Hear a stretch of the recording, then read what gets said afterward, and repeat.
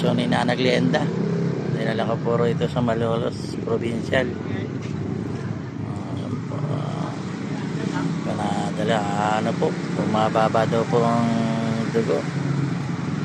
Nasasalinan daw ng dugo. Ayan no. Kaya take ko lang po mamaya ng konti. Titignan ko po kung makukumbine o ito.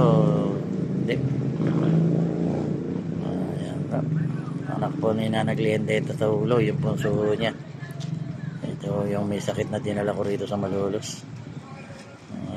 Bigan. Mga bigan, baka marami pong pasyente.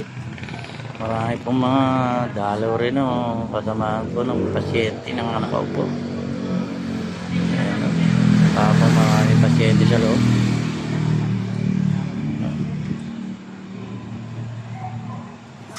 Marami nga po. Yan po yung ating rescue. Ang gamit ko po. Yan po ang sinakyan ng ating pasyente. Ayan po. Natulungan liulin natin ang barangay natin ng Bagong Baryo. Ang serbisyo po dala po ng pasyente rito sa Malolos. Malolos Provincial.